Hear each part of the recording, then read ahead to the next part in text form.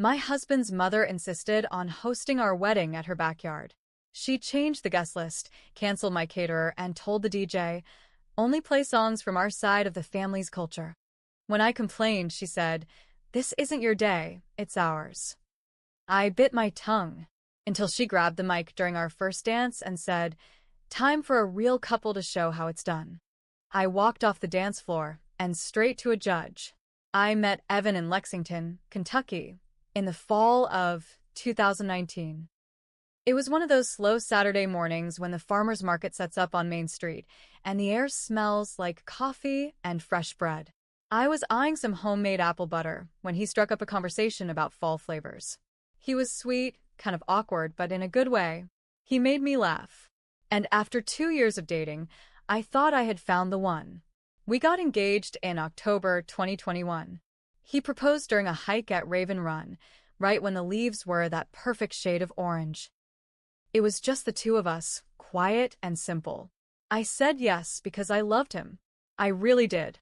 But if I had paid more attention to the warning signs from his mom, Darlene, maybe I would have seen what was coming. Darlene never liked me. She never said it directly, but it was in the way she smiled at me. Tight-lipped, eyes cold. She'd compliment my dress but then say, it's brave to wear something so bold with your hips. Or she'd say, you speak Spanish? I just don't see the point. We're in America. I'd smile, ignore it, keep the peace. Because that's what we're taught to do, right? Especially with in-laws. Keep it light. Be polite. But when we got engaged, Darlene went from annoying to controlling.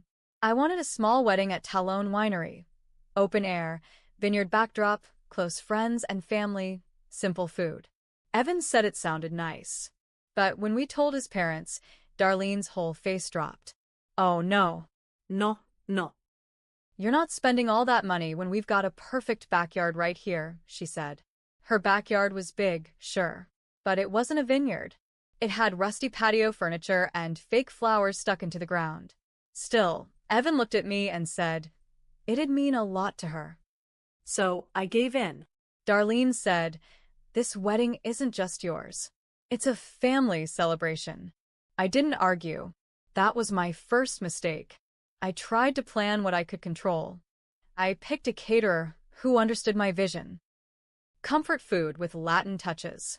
Tacos al pastor, fried green tomatoes, cornbread with jalapeno honey butter. Food that told both of our stories.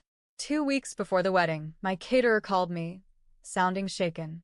Hi, we just got a call from someone named Darlene. She said our services weren't needed anymore. What? She said she's replacing us with someone else. I called Darlene immediately. Oh, honey, she said, I saved you money. You're welcome. I called my cousin Stan. He does barbecue. Real meat. None of that spicy stuff. Spicy stuff. I repeated, stunned. Just something simple. Nothing weird. I was so angry I couldn't speak. When I told Evan, he sighed and said, I'll talk to her. But he didn't. That was my second mistake, trusting him to stand up to her. Then came the guest list. I gave Darlene a finalized version with names, addresses, and RSVP counts. I thought that was that. Turns out, she never sent invitations to half of my family. She sent out her own version with a different RSVP number and a different address. People started calling my mom saying, we never got anything. My cousin Maria, who was coming in from Ohio, showed up to the wrong house. And when I asked Darlene about it, oh, your handwriting was messy. I just tidied it up. I checked the RSVPs. Almost all of them were her family. Maybe 5 people from my side made it to the actual wedding. When I told Evan I was furious, he said, let's just get through the day. Then we'll talk. That was mistake number 3, assuming I'd get through it. The morning of the wedding, I had to do my makeup in her bathroom. The air conditioning was broken and the sink was full of curlers. Darlene wore a floor-length, bright white dress. When I said something, she laughed and said, oh, don't be silly. Mine has sequins. Yours is plain. The ceremony was awkward.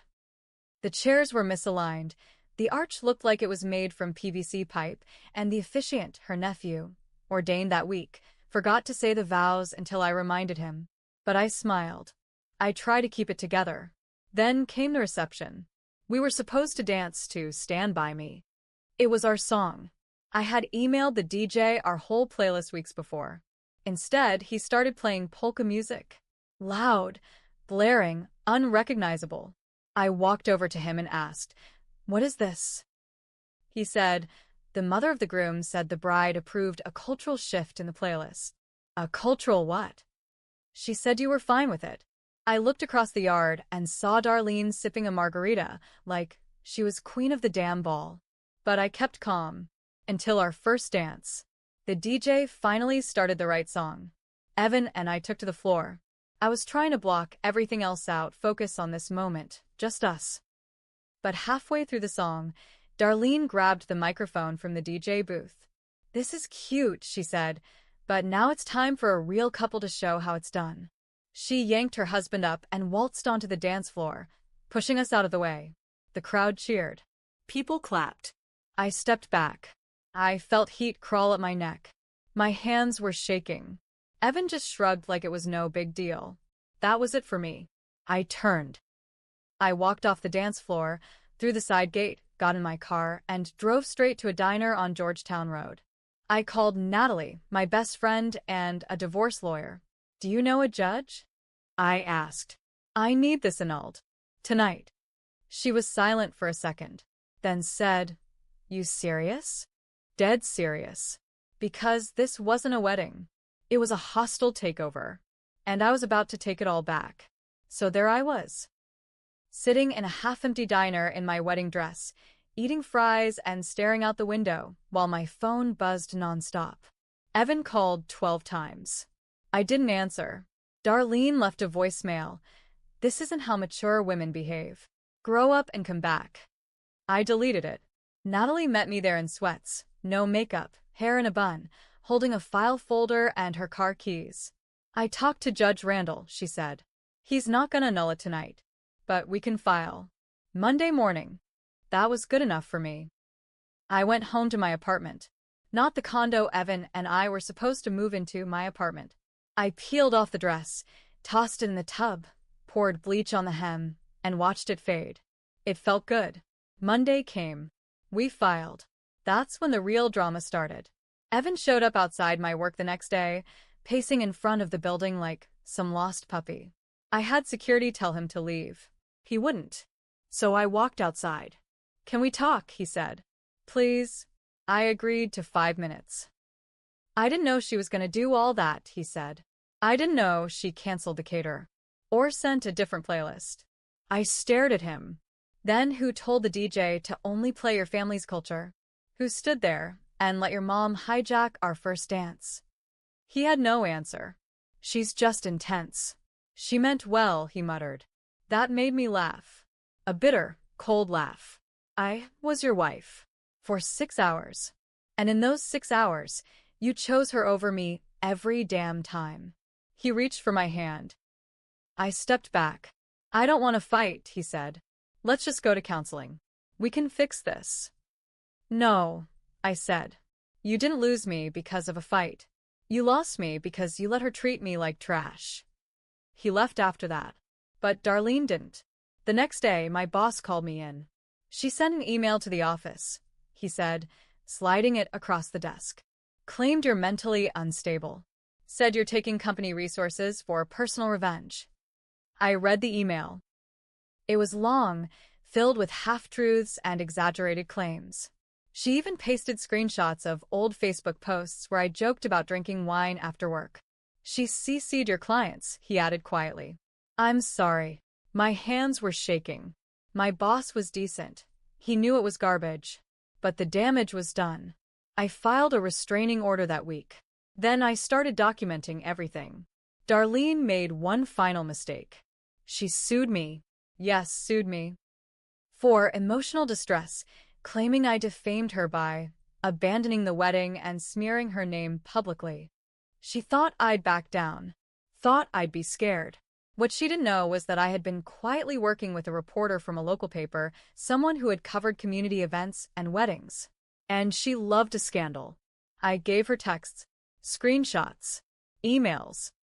I showed her receipts from the caterer, records of the canceled music plan, even a copy of the DJ's contract with notes in Darlene's handwriting. I showed her the guest list, with half my family missing.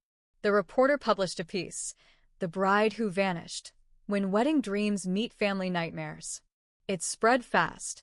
People started talking. The comments on Darlene's social media turned. Suddenly, she was the one defending herself. Then I found out something else. That free barbecue her cousin Stan served? The health department shut him down 3 weeks later for food poisoning complaints. He'd been cooking out of a garage.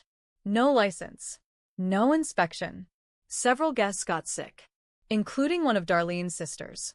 When the health report went public, Evan's family started turning on each other. Darlene blamed Stan. Stan blamed Darlene.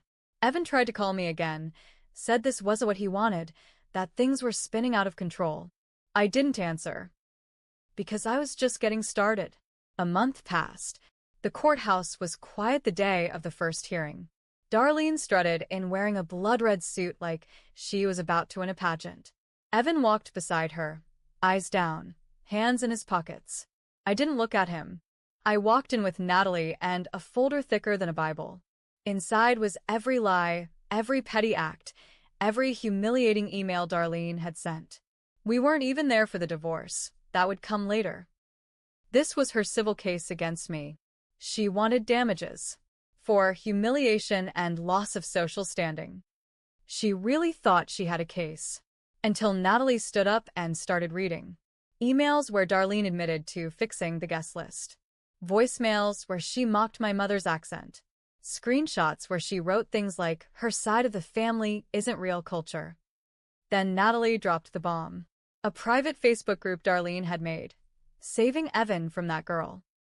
Posts dated before the wedding, talking about how she was going to rewrite the wedding and push out the noise.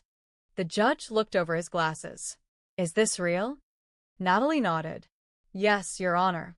And her signatures on every comment. Darlene turned red. Evan looked like he wanted to crawl under the bench. The judge dismissed her claim with prejudice, which meant she couldn't refile. She hissed as we walked out. "You think this is over? I'll make sure you're never welcome in this town again." I smiled. Good. I wasn't planning on staying, but here's where things took a turn. I wasn't planning on staying, but my job had other ideas. After the court hearing, the same reporter who covered the wedding mess reached out again. She wasn't just a local writer anymore. She'd been recruited to work for a regional lifestyle magazine. She wanted to do a follow-up story, something bigger. She pitched it as a feature on modern in-law horror stories. I said yes. The article came out titled, "She Stole My Wedding, So I Took Back My Life." It wasn't just about me. It featured other women, too. But my story opened the piece. Full photo. Full timeline. Names changed, except for mine, because I wasn't hiding. It blew up. By the end of the week, I got an email from a small publishing house in Louisville. They asked if I'd ever thought about writing a book. Funny thing is, I had. For years. I'd just never had a story worth telling. Now I did. But here's where it gets messy again. 3 weeks after the article came out, I got a letter. Not from Darlene. Not from Evan. From Evan's new girlfriend. Apparently, he started seeing someone 2 months after I left. A woman named Caitlin. Mid-20s. Used to work at the local spa. The letter was short. "Hope you're happy. You embarrassed an entire family and didn't care who you hurt. I'm going to be Mrs. soon. And unlike you, I know how to respect a man's mother." I laughed when I read it, not because it was funny, but because I realized something. They were still blaming me, still acting like I ruined everything, like I had crashed the wedding. But I was done being polite. So I did something I never thought I'd do. I decided to finish the book. And the last chapter? That's still coming. I worked on the book for 6 months. Every night, after work, I'd sit with my laptop and pour everything out. Not just about the wedding. About the whole relationship. The red flags I ignored. The moments I made myself smaller to keep the peace. The The silence I chose instead of standing up for myself. I named names. I changed some small details for legal reasons, but anyone from Lexington who read it would know exactly who I meant when I said, a woman in white sequins who thought the day was hers. The publisher loved it. We signed the deal. A real advance. A real contract. The title? The Wedding That Wasn't Mine. By the time it hit shelves, the buzz from the article was still going. Book clubs picked it up. Bloggers reviewed it. It even landed on a small-time bestseller list in Kentucky. That's when everything blew up. Darlene's social life? Gone. People who once attended her brunches suddenly had excuses. PTA moms skipped her calls. Her Facebook page turned quiet. Someone even graffitied her white fence with "Control Freak" in red paint. Stan, her cousin with the illegal barbecue setup, was fined again, this time for trying to reopen under a new name. Health department flagged him. Word got around. He lost his food truck. And Evan? Evan married Caitlin within the year. I didn't attend, obviously, but I saw pictures. Darlene wore another white dress. Caitlin smiled through her teeth. 3 months after their wedding, Caitlin emailed me again. Just so you know, your stupid book is ruining our lives. Evan is embarrassed. His job's getting weird. You should be ashamed. I wasn't. But I did feel one thing. Clarity. See, I wasn't innocent either. I stayed silent too long. I let myself be walked over. I gave up my venue, my food, my culture. I tried to keep the peace when I should have spoken up. That's on me. But once I did speak up, once I stopped letting shame keep me quiet, everything changed. The final nail came 2 years later. I was invited to speak at a women's conference in Nashville. The theme was red flags and gut feelings. I stood on stage in front of 200 women and told my story from start to finish. Afterward, an older woman came up to me, maybe in her late 60s. Sharp eyes, strong hands. She said, "You did what most of us only dream about. You walked away before you had kids, before you gave up everything. That's not weakness. That's power." That's when I finally stopped feeling guilty. Darlene tried to own my wedding. Evan tried to ignore the damage. But I took back everything they tried to erase, and I turned it into something stronger. So no, I didn't have the wedding I planned. But I got something better. I got my damn voice back. And they can't take that from me. Not ever again.